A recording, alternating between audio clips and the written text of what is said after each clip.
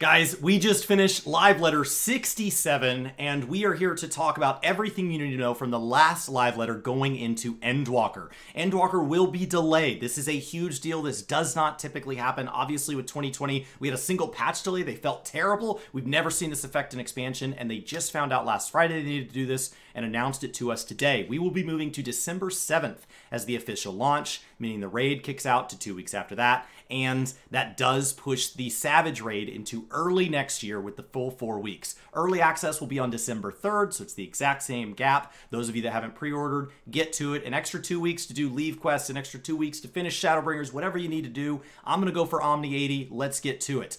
The first big thing that I want to go over, and this is just going to be big subjects, feel free to go check us out on Work to Game where we have all the images and things like that in a much longer format. In the open world now, when you are questing, NPCs will be able to follow you. You'll be able to do G-pose with them and all of that, so it should make the world feel more immersive. A little bit like Trust in that they'll talk, but they're not going to take part in combat, and if you stray too far off, they'll go to where they're supposed to be and meet you there. We are going with role quests this time around. We're jumping to 5 role quests instead of 4. If you do them all, there will be extra quests that follow. We are not going to have level 90 job quests. They've gone over a little bit about why that is, but TLDR, honestly, it's just time for a little bit of a change. Doesn't mean they won't go back to it. Disciple of Hand and Land will be the exact same. With 5 role quests, if you do them all, you get a little extra. We are getting new maps. They're called the Excitatron. The Excitatron will be released with patch 6.0.5, which is when we are getting our Savage raid, our new tomestones and all that. So you have your 4 weeks before maps and tomes and all of the daily grind kind of kicks in. With 6.1, they went over a ton of 6.1 news. We have PvP added. We're going into Crystal Conflict. This will replace Feast. It's 5v5, low pressure, sort matches, removal of role type things-ish requirements, and it sounds like it's 5 different jobs. There will be casual and ranked and custom. This is a bit of a tug-of-war, kind of like Overwatch if you've ever seen it, where you're pushing the objective along a path. There will be different maps which will have different little gimmicks and things taking place. And there will be different rewards. For the season rewards, we'll have ranked and tier in place. It'll all be almost like it is now. But in addition to this, we'll be getting series, which functions like a battle pass. Except that in addition to the big checkpoints, which are the FOMO of a battle pass, you'll be getting these tokens along the way that you keep forever. And that will allow you to save those up and buy future rewards or go back and buy past rewards. So it's not a use it or lose it. You can take part in past systems. They are aware that people, for example, would like Garo to come back and are looking at that. In addition to this, we're getting a profile system. They're calling it the calling card system for now as a placeholder name. This will allow you to kind of decorate your search profile thing, and some of it'll start with kind of default decorations and borders and having a picture of you or whatever, but they'll move to maybe having some of those things be upgraded from doing things like PvP. This is all targeting 6.1 or later. Now, obviously, we knew we were going over gathering changes and crafting changes. Crafting is functionally unchanged, but gathering is not. Perception is now going to help you get Gatherer's Boon, which will increase your yield, and we're no longer getting high quality items. But for fish, we are. They're just going to be called large fish. Spear fishing is turning into a really fun, ridiculous minigame. It looks stupid, but I'm going to lose a ton of hours to it. And gathering is going to ultimately impact crafting. Crafting is going to have effectively no change because they're going to go back and say, hey, if it took high quality items to kind of get an advantage here, we're going to adjust that and make it feel hopefully very, very similar. Same with the different turn-ins and stuff for high quality where they'll say, you know what, normal quality is fine and we'll adjust as needed. XP downscaling, the XP that you get is going down, the XP that you need is going down, but the number of clears you need per level should feel the exact same. However, in order to roll this out, they do have to go ahead and round everybody down to a complete level, which means if you're 51.25 on your way to 52, you would drop to 51 and 0%. So if you have a job that's at like 79 and 97% the day that 6.1 goes live, that's going to be a bummer. So any that you're kind of close to leveling, go ahead and round those over as we get closer to that December 3rd date, where we'll have patch notes on December 2nd with a 24-hour maintenance.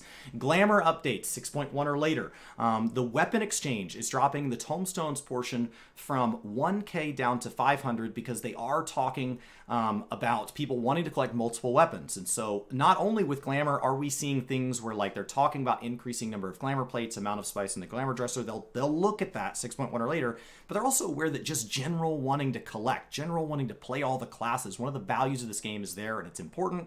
They showed off some of the new gear. It looks amazing, but they also showed off an Omega Glam. But keep in mind, if you see images of that, the Omega Glam was stated that it's going to the MOG station, similar to the Cruise Chaser, but this time we heard it from them first instead of data miners getting it out and us being frustrated.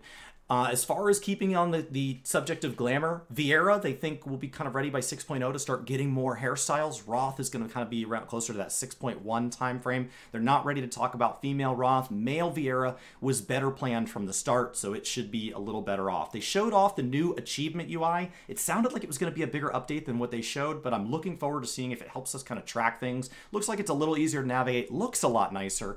And so hopefully that makes it a little nicer to use. They talked in some of the interviews with, I believe, Mioni and Shinpai is where they went over the importance of that. G-Pose will now allow you to go into that with instruments, and your Grand Company seals that pile up will allow you to buy like a lockbox type thing, it sounds like, where it has a chance at minions or mounts in there. I assume like Zadnor and Eureka do. With housing, I can't believe they talked about housing. The Ishgard zone will be called Imperium. It's getting 24 wards and all that, so it sounds like it's the same 1,400 whatever houses that we're normally getting, but there's some big changes here. We are getting no ability to reload from an existing house to a new one that is unavailable. No more jumping the line just because you have a house. Land will not devalue. That wasn't really a problem before. And to keep people from selling houses, the free companies will no longer be able to grant new members the ability to purchase land. They'll no longer be able to turn over the ownership to new members. So you're going to have to stick around a little bit before you can be promoted. So that's going to make that a little bit harder for those people to kind of skirt TOS in that way. Private plots are going to require that you are level 50 or higher on a single job on your character, and that your Grand Company rank is 2nd Lieutenant or above, which means you've kind of unlocked squadrons. So you've got to have played for at least a little bit. You cannot have more than one house on a world, regardless of the number of characters across a service account. So it's one... even if you have other characters. No way to skirt that there. Free company plots, you're going to have be high enough rank. Keep in mind there's a limit there. The free company is going to have at least 4 members, and it's going to be rank 6 or above. So none of these one person I made my own free companies are going to work in that way. Remember, free company does not get an advantage over personal plots in the active acquisition, but it does have an extra feature with airships, submarines, and so on. And there's no ability once a plot is purchased to swap it back and forth without relinquishing it so that it can go and somebody else gets a chance to acquire it. It will also have the same service restriction requirement, so that does mean somebody can have a free company house and a private on there, but they can't have multiple free company on a single service account. We are talking about the lottery. The lottery, we don't know how many words are going to be labeled as lottery or not of even the existing words, but the lottery will have a shared single schedule. You'll have a number of days to enter. You'll have to pay the full purchase price to get a ticket. You can't withdraw that back out. You'll be able to see how many tickets sold on a particular sign. When that phase completes, we'll go into a claim phase where the winner will have a chance to claim it. Everybody who lost will be able to go to the sign and get their money back. If they don't go, the money's gone. And everybody who won will be able to go there and actually go ahead and build it, reload if they need to make that possible. And if they don't, they can actually recover their money, but only half of it. 1 ticket per lottery. You can't be entered in multiple because they're all going to go off at the same time, and you'd be able to win multiple houses that way. So it's one spot. We did get news on Oceanic Data Center coming in February of 2022. So this does seem like it will beat 6.1 to the punch. It is going to be called the Materia Data Center, and it will have new worlds, free world transfers. So we'll kind of see how that rolls out. But honestly, it's really exciting to see another data center come online. It is a continued reminder of the spare no expense mentality moving forward. Maybe it's been that way for a while, but they've been very public and open and communicative about what that means for the game. All Saints Wake obviously was expected to be there. They were like, do we even still have it? Obviously that would frustrate people who really like that holiday, like Brian that didn't get it last year.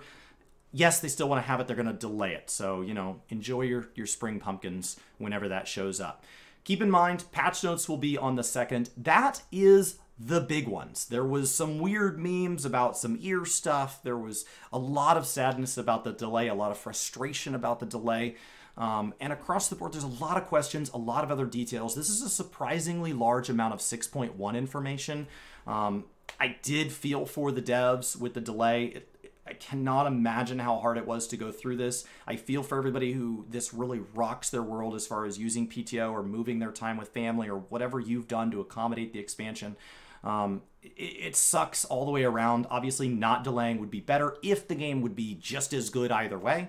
Hopefully this is because this gives us a better game. The reason was quoted for finishing up quality assurance checks and then 2 weeks instead of 1 week, because they thought that would help guarantee that they don't have to make sure the devs are working straight through the holidays and the new year, making sure that, you know, they can keep 6.1 on time, making sure they can truly finish all the quality checks that they're concerned about. And so overall, I think it is the right call. It just sucks that they were in a room where they are like, okay, we have multiple bad calls. Which of these bad situations do you think is best?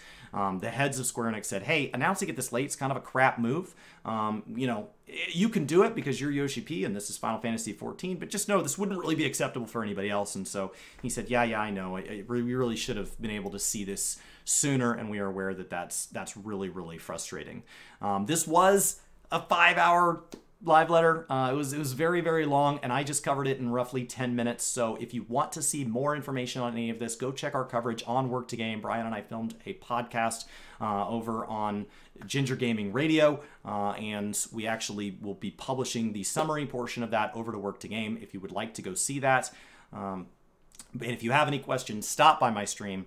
8 a.m. to 2 p.m. Monday through Friday is the plan, all the way through Endwalker. After Endwalker, we'll take a look at kind of what the schedule means. Do I want to change the times, days, and all of that? But through at least the end of the year, that's the plan. Thank you guys so much for all the support. There was an immense amount of support in the chat.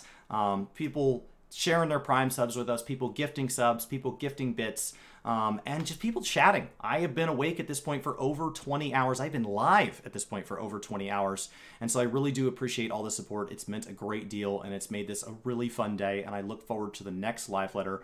It's just become these joyous marathons that I get to do, and I look forward to sharing the next one with you. So thank you guys so much. Let's enjoy Endwalker. I am sorry that there's bad news right at the front of this, but I think they paired a lot of 6.1 and 6.0 good news with it. So hopefully that's a little bit of a reminder of why we are so patient and loving with these devs, that they have earned it, and that ultimately we do share an incredible game as something that we all love together. Have a great day, and I'll see you next time.